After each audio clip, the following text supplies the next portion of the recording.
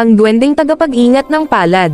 Sa isang liblib na baryo sa paanan ng bundok Kalinaw, may isang lumang paniniwala na ipinapasa mula sa matatanda patungo sa kabataan: kung ikaw ay may mabuting puso, hindi ka pababayaan ng mga nilalang na hindi nakikita. Marami ang nakarinig nito, ngunit iilan lamang ang tunay na naniwala. Isa na rito si Lando, isang tahimik at masipag na binata na nabubuhay sa simpleng pamumuhay. Maaga siyang naulila sa ama at ang kanyang ina ay may karamdaman. Araw-araw, nagbabanat siya ng buto, nagbubungkal ng lupa, nagpuputol ng kahoy, at kung minsan ay nangingisda sa ilog, lahat para may maipakain at may pagamot sa kanyang ina. Isang hapon, habang nag-aararo si Lando sa likod ng kanilang munting kubo, napansin niyang paulit-ulit na nasisira ang kanyang araro. Sa inis at pagod, napaupo siya sa lilim ng punong balete na matagal nang iniiwasan ng mga taga-baryo. Sinasabing tirahan daw iyon ng mga duwende.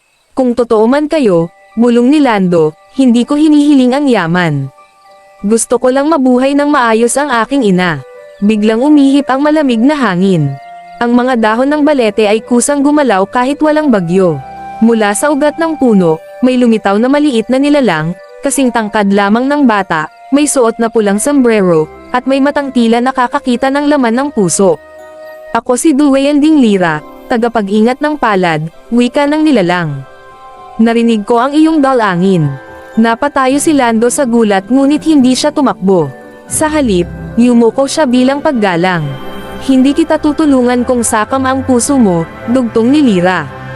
Ngunit nakita ko ang iyong sakripisyo. Mula sa kanyang maliit na supot, inilabas ni Lira ang isang lumang barya, kupas, may kakaibang simbolo. Hindi ito basta-bastang barya, sabi niya. Ito'y babalik sa iyo kapag ginamit mo ito sa tama. Ngunit tandaan, hindi ito gumagana sa kasakiman. Kinabukasan, ginamit ni Lando ang barya upang bumili ng gamot para sa kanyang ina. Pag-uwi niya, laking gulat niya nang makita ang parehong barya sa tabi ng kanyang higaan. Araw-araw, paulit-ulit itong nangyari. Ginagamit niya ang barya para sa pagkain, binhi, at gamot, at lagi itong bumabalik. Hindi nagtagal, gumanda ang ani ni Lando. Ang kanyang ina ay unti-unting lumakas. Ngunit nanatiling simple ang kanilang pamumuhay. Kumalat ang balita sa baryo. May ilan na naiinggit, may ilan na nagdududa. Isang gabi, may dumating na mayamang negosyante mula sa bayan. Narinig niya ang tungkol sa swerte ni Lando at inalok siya ng malaking halaga kapalit ng barya. Isang barya lang yan, sabi ng negosyante.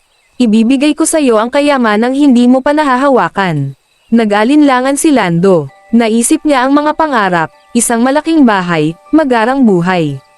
Ngunit sa kanyang pag-aalinlangan, muling nagpakita si Duwending Lira.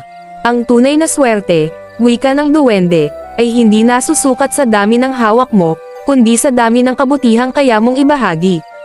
Tinanggihan ni Lando ang alok. Sa galit, binalaan ng negosyante ang iba at sinabing mandiraya lamang si Lando. May mga naniwala, may mga tumalikod. Ngunit hindi nagbago ang puso ng binata. Isang tagtuyot ang dumating. Natuyo ang mga pananim, nagutom ang baryo. Si Lando, sa tulong ng baryang bumabalik, ay patagang bumili ng bigas at pagkain at ipinamigay sa gabi, upang walang makaalam. Isang gabi, nakita siya ng isang bata. Kuya Lando, sabi nito, ikaw pala ang nagbibigay. Ngumiti lamang si Lando. Ipanalangin mo na lang na gumanda ang bukas. Kinabukasan, umulan, malakas at matagal. Nabuhay ang lupa, bumalik ang sigla ng baryo. Doon napagtanto ng mga tao ang katotohanan. Muling nagpakita si Duwending Lira sa huling pagkakataon. Natapos na ang aking tungkulin, wika niya. Ang barya ay mananatili, ngunit hindi na ito babalik.